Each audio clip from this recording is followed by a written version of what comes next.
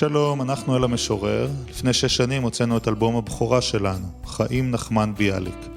ספר דיסק עם 13 לחנים חדשים לשירי ביאליק, וספרון הפורס רקע על ביאליק ויצירתו. מאז אנחנו מופיעים בארץ ובעולם בפני קהלים צעירים ומבוגרים, שמתחברים מחדש ליצירתו של המשורר הלאומי.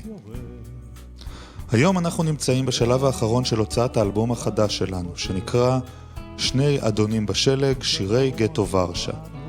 את השירים כתב ולדיסלב שלנגל, משורר צעיר וחכם, שיחד עם 500,000 יהודים מצא עצמו כלוא בגטו ורשה, בית הכלא הגדול ביותר בעולם. שלנגל תיעד את קורות הגטו בשיריו, להם קרא שירים מסמכים, ועשה כל הזמן בהפצה שלהם. הוא היה מדפיס אותם במכונת כתיבה, כורך לחוברות ומחלק למאזיניו.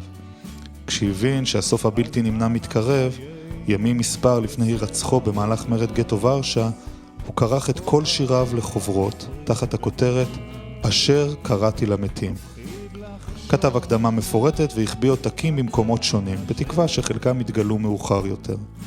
העותק המעודכן ביותר נמצא שנים מאוחר יותר, מוסלק בתוך שולחן שהתגלגל לעיירה פולנית הסמוכה לוורשה. בהקדמה לשיריו כתב שלנגל את הדברים הבאים: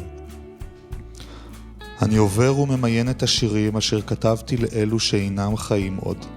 את השירים הללו קראתי לאנשים חיים, חמים, כשהאמנתי בכל ליבי שיגיע הקץ לכל זה, שנשרד, שנזכה לראות את המחר, כשהאמנתי בנקמה, בשמחה ובבנייה חדשה. קראו, זוהי ההיסטוריה שלנו. אלה השירים אשר קראתי למתים. 3 מחברי הלהקה מדריכים בני נוער ומבוגרים במסעות לפולין. שיריו של שלנגל תמיד היו חלק חשוב בחומר ההדרכה שלנו ותמיד עוררו עניין גדול. אך מחוץ למעגל המצומצם של אלו העוסקים בהיסטוריה של השואה, שלנגל ושיריו כמעט ואינם מוכרים.